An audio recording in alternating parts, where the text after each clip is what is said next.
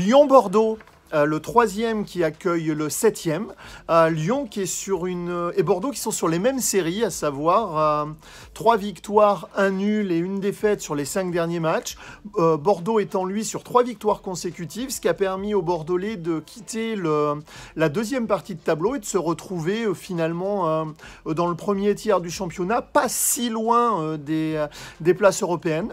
Bordeaux qui reste donc sur une victoire à domicile et Lyon sur une victoire à l'extérieur, une victoire marquante, 5-0 à Geoffroy Guichard dans le derby.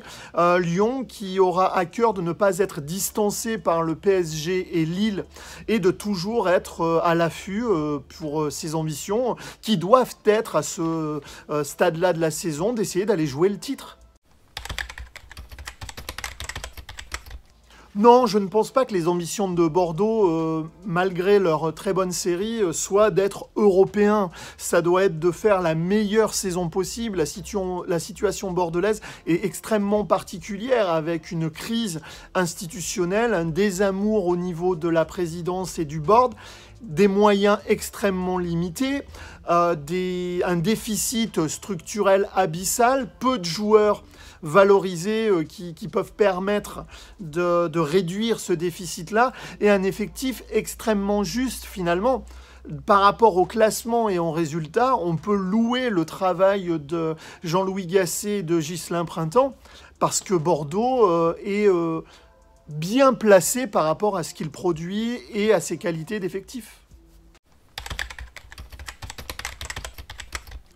Bien sûr que Lyon doit toujours ambitionner de jouer le titre. Lyon, au bout de 21 matchs, est à 2 points de la première place, n'a perdu que 2 matchs sur 21, a sûrement le meilleur milieu de terrain de Ligue 1, a en termes de qualité d'effectif, que ça soit au milieu et devant, de quoi rivaliser avec toutes les équipes de Ligue 1, y compris le PSG. Donc par rapport à la situation, en fait c'est autant la situation du PSG que la situation de Lyon qui lui permettent d'ambitionner. Et oui, les supporters lyonnais doivent et peuvent rêver à jouer les premières places, voire la première, jusqu'à la fin de saison. Match de milieu de tableau entre Montpellier et Lens, 2 équipes qui sont sur des séries difficiles, qui sont dans le dur. Montpellier est sur un 0 victoire en 5 matchs et Lens est sur une seule victoire en 5 matchs. Ce sont des conditions compliquées pour les 2 équipes qui vont vouloir se rebondir après une première partie de saison qui était plutôt bonne dans les 2 cas. C'est la série qui est en cours qui fait qu'ils sont maintenant en milieu de tableau. Montpellier est en difficulté aussi parce qu'ils doivent jouer sans Andy Delors qui a fait une première partie de saison qui était excellente. Ils sortent d'une défaite lourde mais logique, non seulement par rapport aux qualités des uns et des autres, mais aussi aux circonstances du match, avec l'expulsion de Homelin. Montpellier a subi une lourde défaite au Parc des Princes, alors que pendant ce temps-là, Lens a perdu de façon surprenante finalement contre Nice et les 2 voudront se relancer.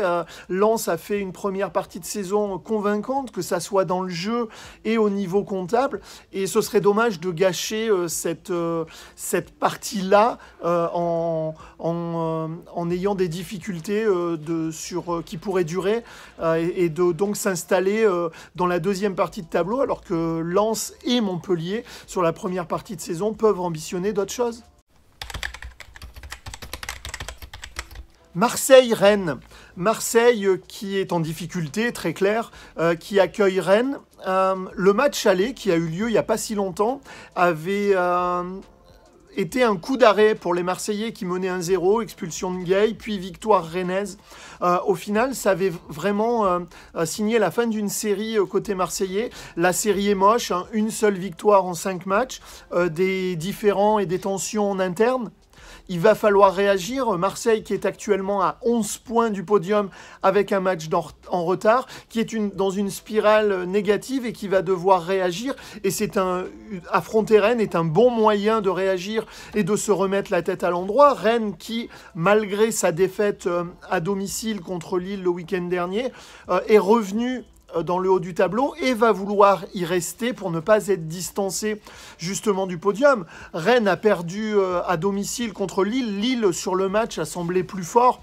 Lille aurait dû peut-être, parce que ça se joue à quelques millimètres, mener peut-être 2-0 avec un penalty qui finalement n'a pas été validé pour quelques millimètres, pour un hors-jeu. Dans le jeu...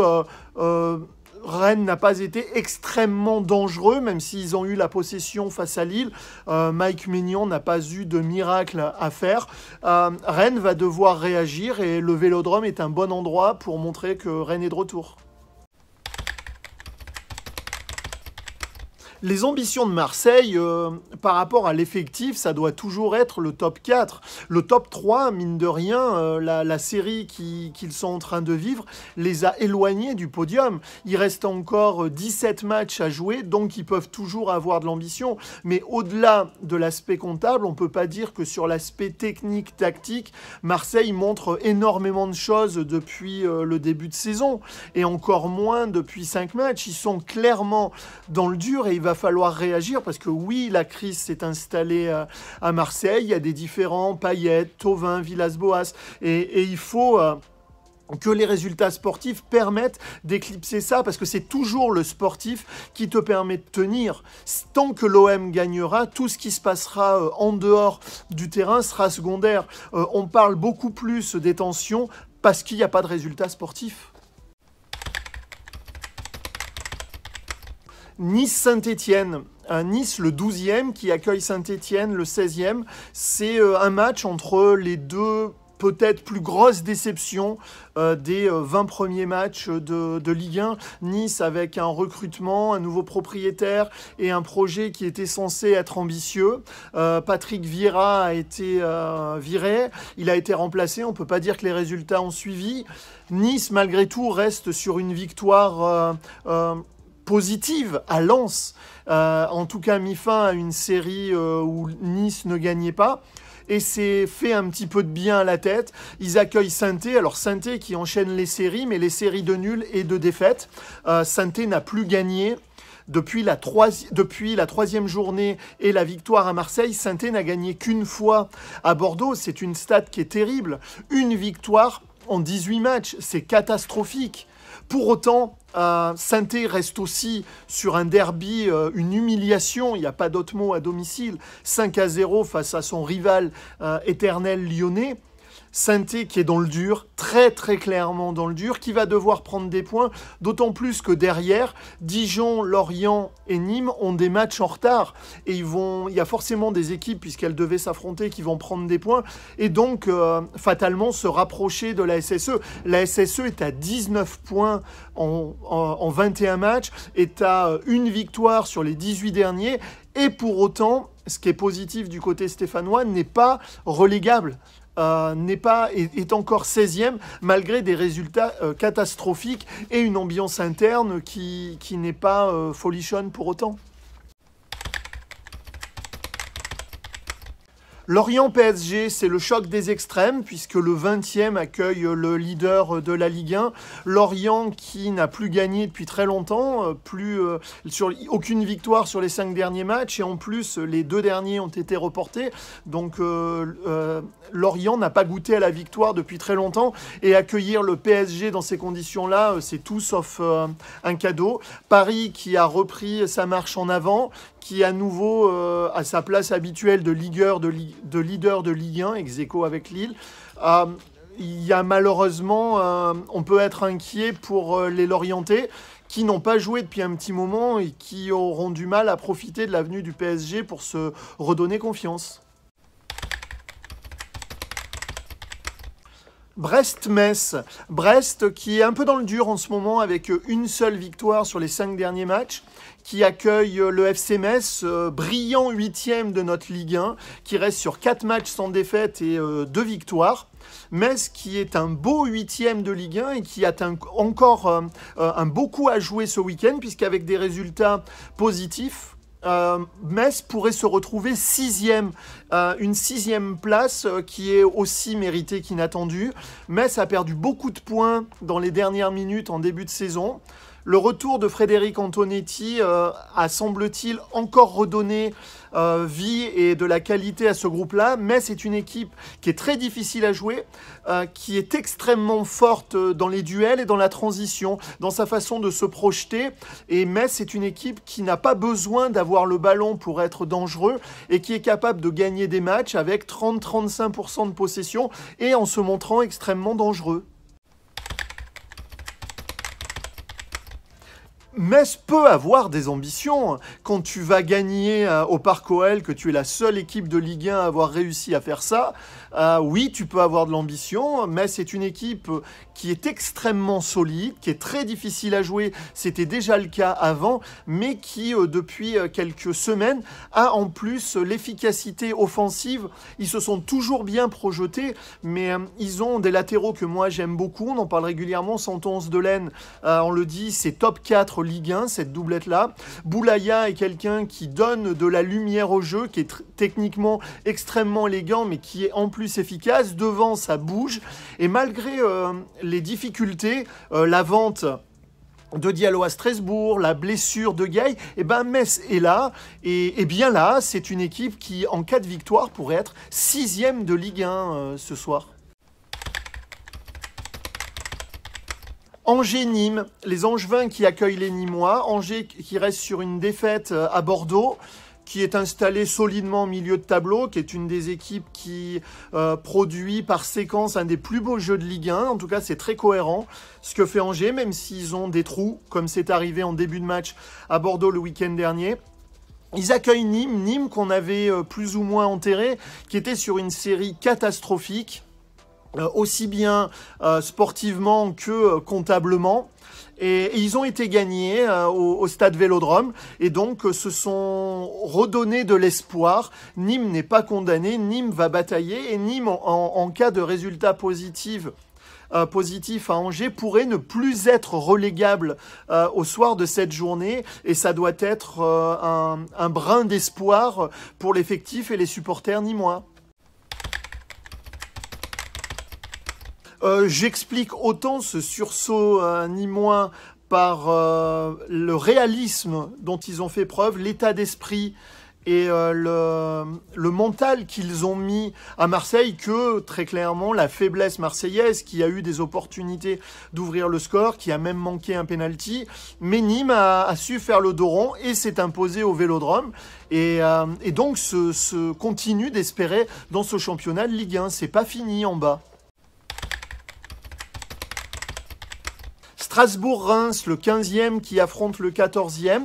Des équipes qui vont mieux, qui ont eu une première partie de saison un petit peu compliquée, mais qui vont mieux depuis quelques semaines. Strasbourg-Reims. Strasbourg à domicile a toujours été une équipe qui était difficile à jouer, mais fait partie des équipes pour qui j'ai l'impression que le huis clos a beaucoup pesé, puisque jouer à la Méno, ça n'a jamais été cadeau. C'est un des publics les plus bruyants et les plus enthousiastes de Ligue 1. Strasbourg est une ville qui aime le foot. Strasbourg-Reims, l'équipe qui aurait le bonheur de gagner ce week-end, se donnerait un petit peu d'air et recollerait en milieu de classement. Lille-Dijon. Lille qui, après une fin d'année 2020 et un tout début d'année 2021 compliqué, est revenu à taper du poing sur la table. Une victoire convaincante ce week-end à Rennes. C'était le choc de la journée. Lille a gagné à Rennes, a gagné avec beaucoup de caractère, de qualité aussi. S'est imposé quand même en patron, n'a pas été souvent mis en difficulté. Lille est plus fort que Rennes, l'a montré aussi le week-end dernier. Lille est premier ex aequo. Ils affrontent Dijon. Dijon qui est sur une série qui est quand même assez positive parce qu'après avoir été à la rue en début de saison, là ils ont plus perdu depuis 4 matchs, ils sont barragistes, donc ils sont plus relégables directement, ils se donnent de l'espoir, il va falloir gagner des matchs parce que les matchs nuls ne vous permettent pas de beaucoup avancer en Ligue 1. Il faudra un résultat. Lille n'a d'autre choix que de gagner pour rester au contact du PSG. Après Lille, Dijon, Nantes, Monaco, c'est le choc des extrêmes aussi, puisque Monaco, qui est un beau 4e de Ligue 1, qui est sur une belle série, qui joue bien, accueille Nantes qui ne gagne pas. Il y a eu deux changements d'entraîneur qui n'ont pas apporté de résultats. Raymond Domenech est là depuis 4 matchs, 3 nuls, 1 défaite. Je crois que Nantes n'a cadré que 2 tirs sur les 2 derniers matchs, et c'est une série qui est catastrophique. Dans le jeu, c'est pas beaucoup plus convaincant. Derrière, ça avance pas vite, ce qui est la bonne nouvelle côté nantais, comme pour les Stéphanois. Ça gagne peu les relégables, donc Nantes reste toujours en bas de tableau, mais va devoir gagner des matchs pour pouvoir s'éloigner le plus vite possible de la zone des relégables. Il ne faut pas oublier encore une fois que des équipes comme Dijon, Nîmes et Lorient ont des matchs en retard qui leur permettraient de se rapprocher des Nantais.